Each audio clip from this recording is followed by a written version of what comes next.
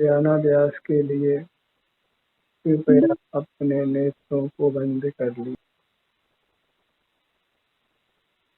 बाहर से अपना ध्यान हटाइए, क्योंकि आपका सुख बाहर नहीं है।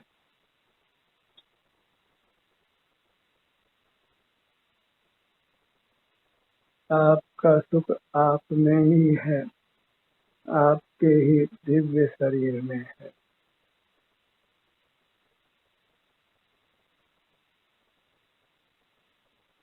नेत्र बंद रखकर अपने दिव्य शरीर से युक्त रहिए। अपनी महिमा ग्रहण कीजिए। आप अंतरंग में परमात्मा स्वरूप हैं। आपका अमूर्त शरीर परमात्मा स्वरूप है। सुख का ही बना हुआ है। मूर्त के संबंध से मुक्त रहने के लिए मूर्त इंद्रियों को उपयोग में लेना बंद रखिए। बाहर के मूर्त पदार्थों को देखना जानना नहीं है, क्योंकि वे सुख स्वभावी नहीं है।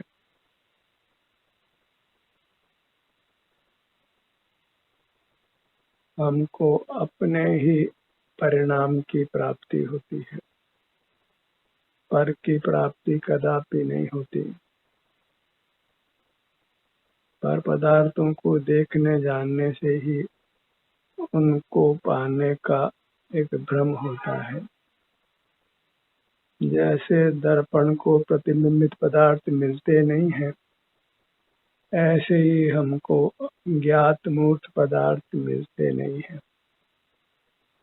दर्पण से प्रतिबिंबित पदार्थ पृथक ही रहते हैं, ऐसे ही सकल मूर्त पदार्थ हमसे पृथक ही रहते हैं।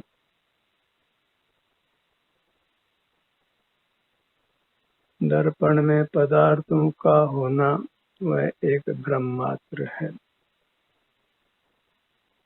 ऐसे ही बाह्य पदार्थों की उपलब्धि हमको होना एक भ्रम मात्र है। मूल पदार्थों के लक्ष्य से विषय सुख पाना छोड़ना है। अपनी मूर्त से युक्त रहकर अतीन्द्रिय सुख भोगिए। जो शरीर में सुख की स्थिति आपको अनुभव में आती है, वही अतीन्द्रिय सुख है। उसका अनुभव करने के लिए किसी इंद्रिय की सहायता नहीं लेनी पड़ती है। आप उसका प्रत्यक्ष ही अनुभव करते हैं। ये प्रत्यक्ष सुख ही यथार्थ सुख है। यही भोगने योग्य है। इसको भोग कर ही जीव कर्मों के बंधन से मुक्त होता है, परमात्मा होता है।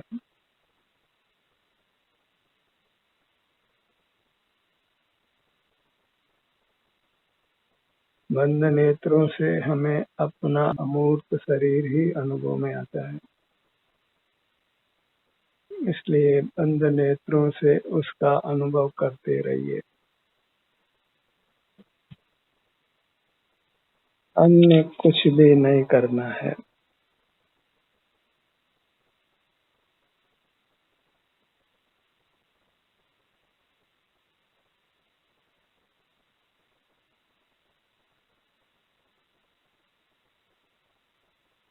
अन्य पदार्थों के परिणमन में हम निमित्त मात्र होते हैं, कर्ता नहीं होते। अन्य द्रव्य स्वयं अपने ही सामर्थ्य से परिणमन करता है, उसके परिणाम का वही करता है। पर में हमारा कर्तृत्व नहीं है, भोक्तृत्व नहीं है, स्वामित्व नहीं है, और जो ज्ञातत्व बनता है वही हमारे संसार का कारण बनता है।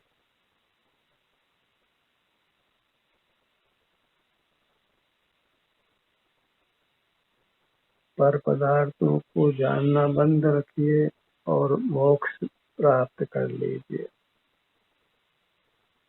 इतना ही उद्यम करना है। इंद्रिय जय करना ही परमात्मा होना है। इंद्रियों को उपयोग में नहीं लेना, वही इंद्रिय जय करना है। प्राप्त मूर्त काया को किसी भी प्रकार से उपयोग में लेना योग्य नहीं है। अपनी मूर्त ही वास्तव में भोगने योग्य है।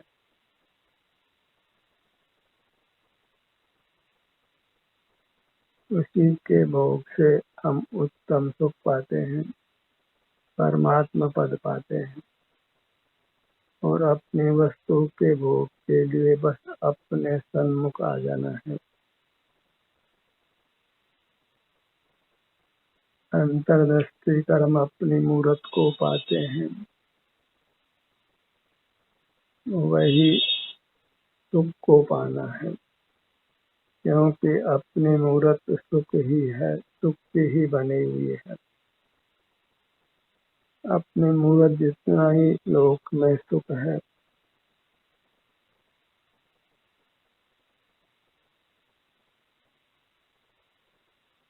यत्र तत्र बाहर विचरने से कुछ भी हित की सिद्धि नहीं है,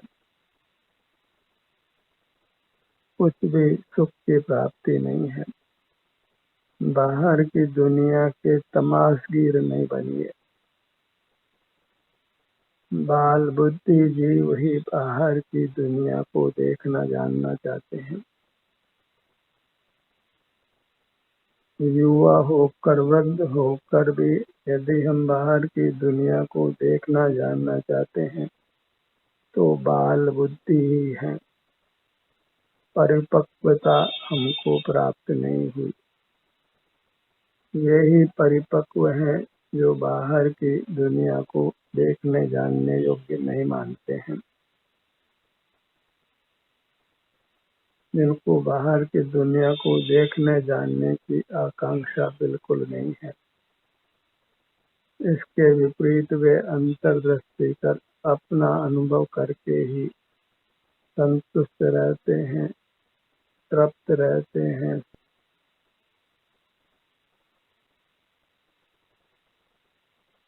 अपने सन्मुख होकर अंतर में ही विहार करना, इतना ही मोक्ष का मार्ग है।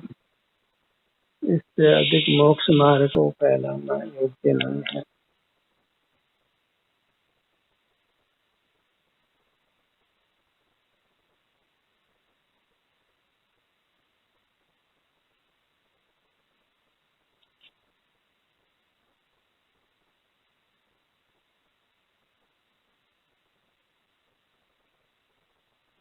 अपने सन्मुख रहिए और दिन रात यही प्रयास करिए। अपने से जुड़कर रहना, वही योग है, वही चारित्र है, वही धर्म है, वही मोक्ष पाने का, परमात्मा होने का उपाय है।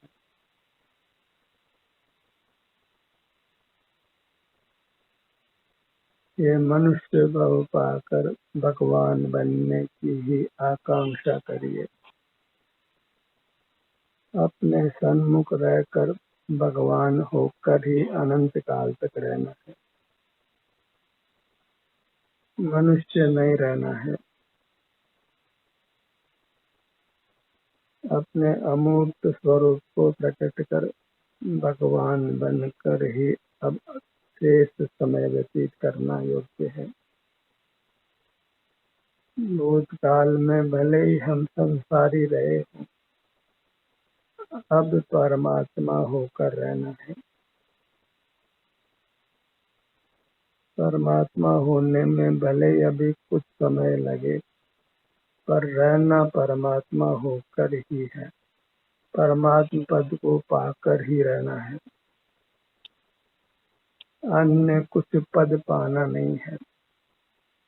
अन्य पद कोई भी उत्तम पद नहीं है। मोही जीव ही अन्य पदों को उत्तम मानते हैं।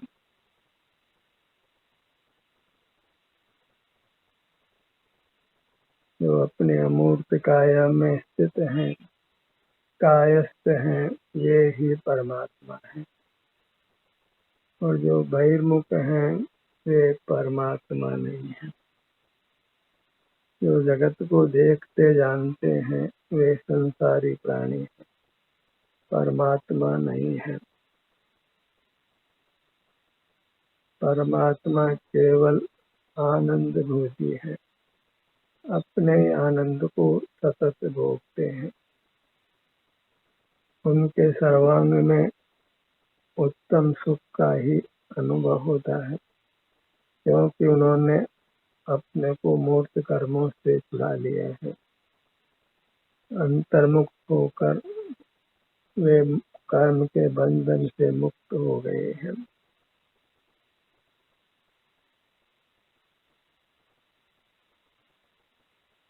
जैसे निद्रा में हम निष्क्रिय रहते हैं, ऐसे ही निष्क्रिय रहना है।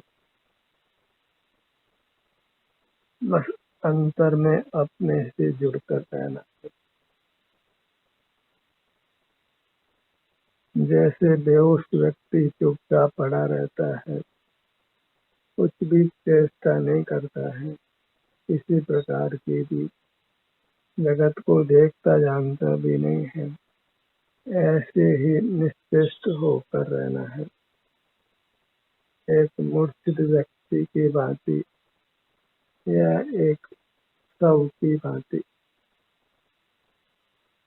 जैसे कोई पत्थर की प्रतिमा हो, ऐसे होकर रहना है।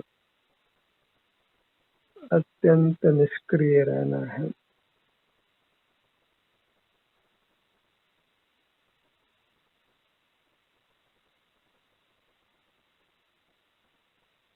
अपने में ही मगन रहिए,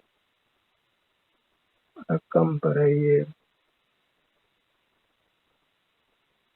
अपने ही उत्तम सुख को भोगते हुए रहिए।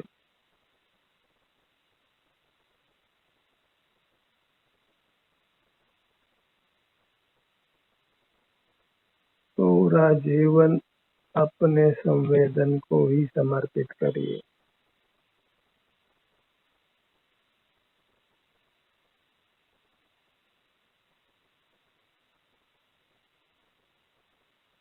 यही धर्म का स्वरूप है। धर्मात्मा होकर रहना है, उसके लिए बिल्कुल गुप्त रहना है। अपनी मुद्रा को ही वन संज्ञा है, उसी में वास करना है, वही वन वास है, वन विहारी होना है।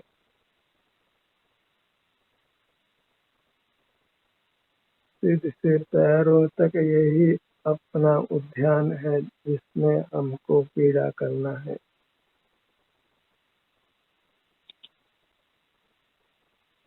अपनी मूर्त ही आनंद भवन है, अपने अंग उपांग ही उस आनंद भवन के नाना कक्ष हैं।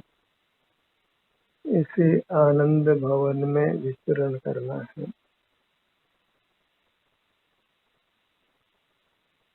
और अपने लिए यह एक ही उत्तम आनंद भवन है, अपना आभ्यंतर अमूर्त शरीर। और पर से कुछ भी प्रयोजन नहीं है, पर की कुछ भी कांक्षा नहीं है।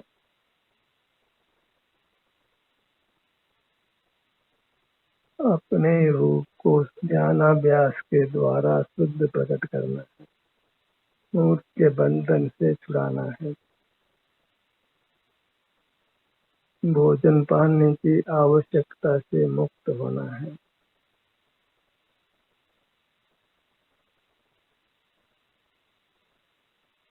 और अमूर्तता प्रकट होने पर फिर पवन की आवश्यकता भी नहीं रहती है।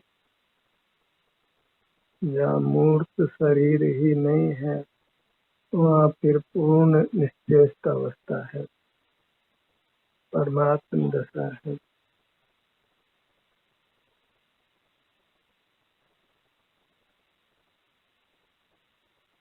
भयमुक्ता को पूरी तरह मिटा देना है।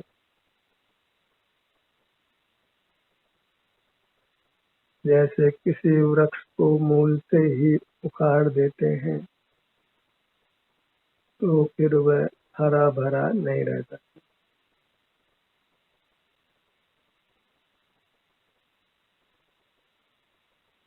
ऐसे ही अपने सन्मुख रहकर कर्म की संधि को तोड़ देना है, फिर हम संसारी नहीं रहते हैं, संसार में आवागमन नहीं होता है।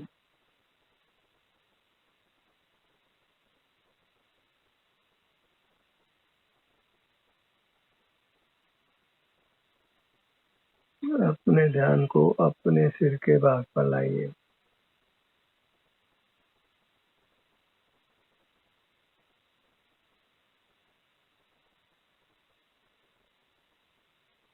सिर से पैरों तक ये आप एक अखंड वस्तु हैं।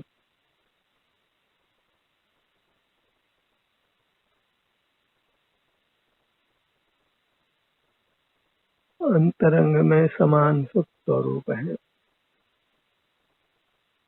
प्रदेशों प्रदेशों में अंग अंग में कुछ भी अंतर नहीं है।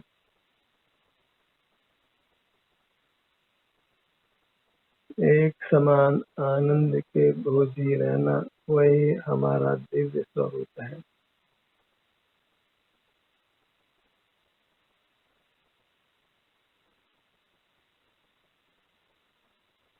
अपने ध्यान को अपने ललाट भाग पर लाइए।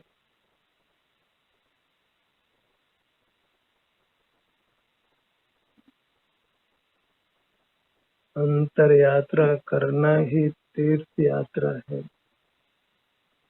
ये योग निद्रा है।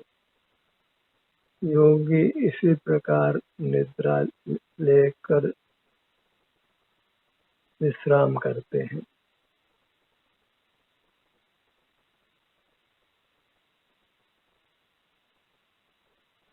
एक योग निद्रा को ही भजना है, इससे अधिक मोक्ष मार्ग बिल्कुल नहीं है।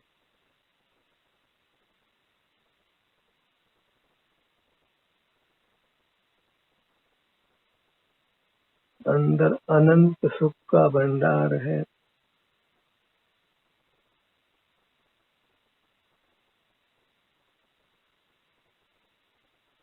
सुख की कोई सीमा नहीं है।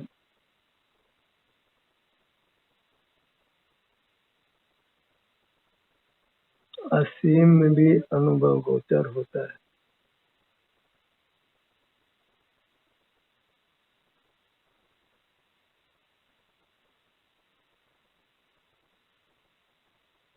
अपने ध्यान को अपने भ्रू मध्य पर लाइए।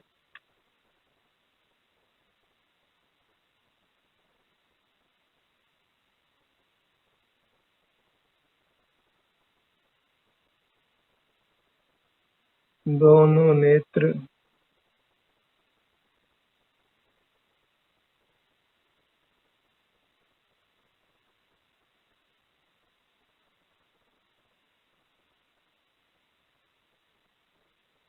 दोनों कान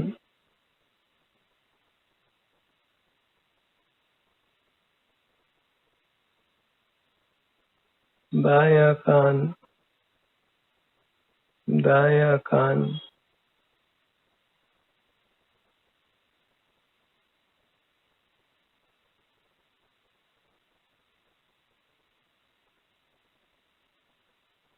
अपने ध्यान को अपनी नासिका पर लाइए।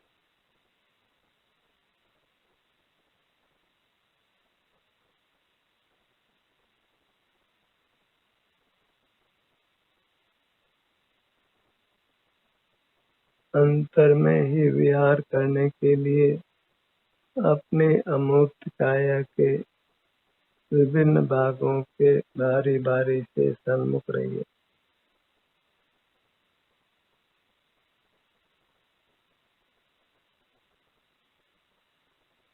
अपने ध्यान को अपने होठों के भाग पर लाइए।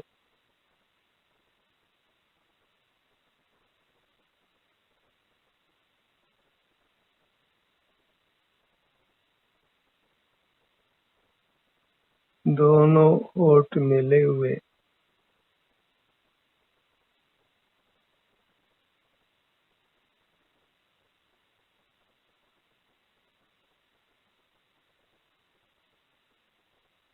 मुख के भीतर आइए। दंत पंक्ति, जिह्वा, तालु,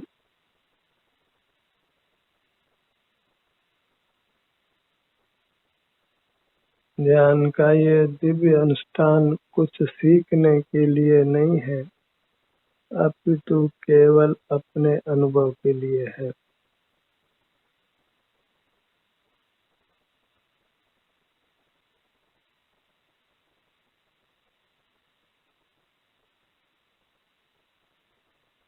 कुछ पढ़ना है, न कुछ लिखना है, न कुछ सुनना है, न कुछ सीखना है। बस अपनी मूर्त के सन्मुख रहकर सुखी रहना है।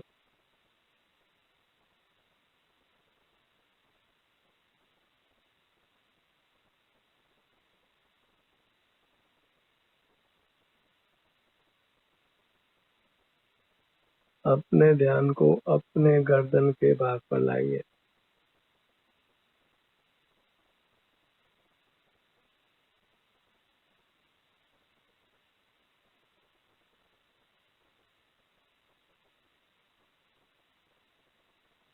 अपने सन्मुख रहकर ही आप स्वस्थ जी सकते हैं, सुखी जी सकते हैं।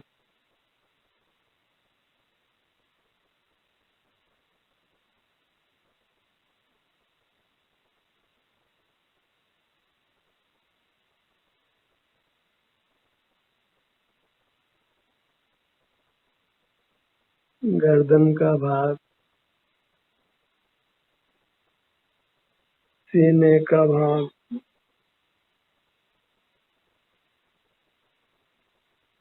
नाभि का स्थान,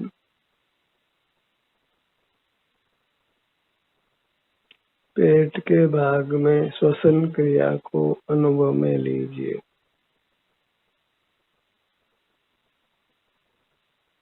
पेट का फूलना और सिकुड़ना महसूस कीजिए।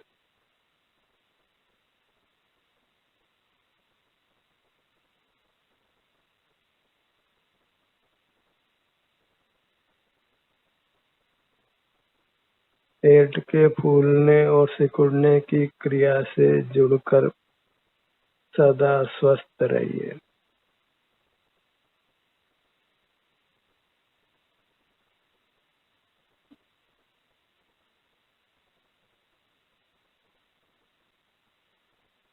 पीठ के भाग पर आइए।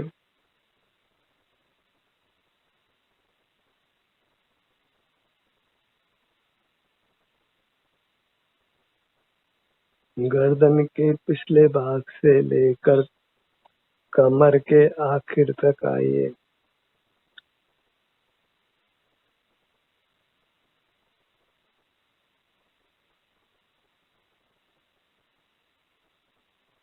दाहिनी भुजा,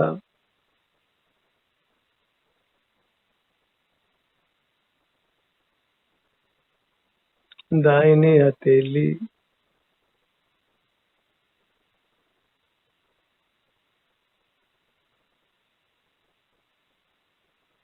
दाहिनी हथेली,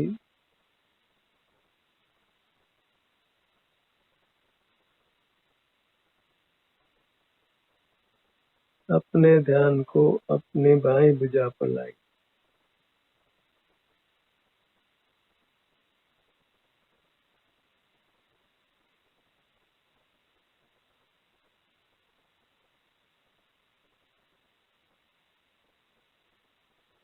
दोनों भुजाओं को एक साथ लक्ष्य में लीजिए।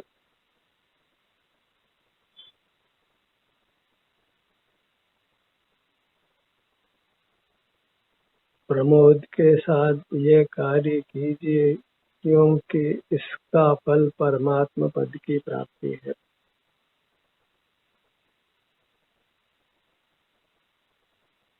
दाहिना पैर,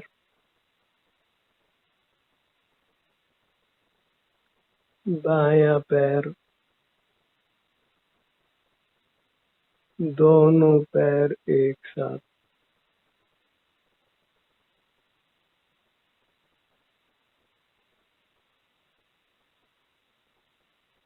पूरी मूर्त को लक्ष्य में लीजिए।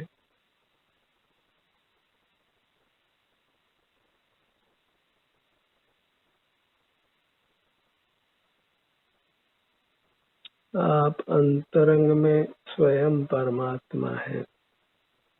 आपकी मूर्त परमात्मा है और उससे युक्त होने कर हम व्यक्त परमात्मा होते हैं।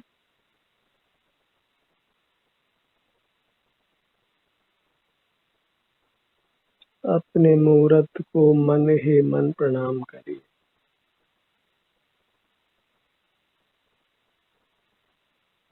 नमो निय अपाणम,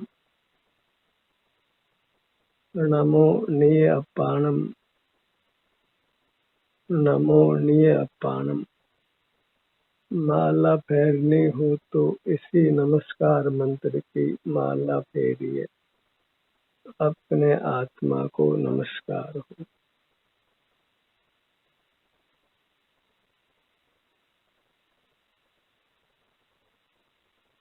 नमो निय आभ्यंतर अमूर्त देहम। अपने आभ्यंतर अमूर्त शरीर को नमन हो। अप्पा मंगलम, अप्पा लोगुत्तमा और अप्पे शरणम पवज्जामि। अपनी शरण को ही प्राप्त करता हूँ, अपने में ही उपस्थित रहता हूँ, अपने ही सुख का आस्वादन करता हूँ।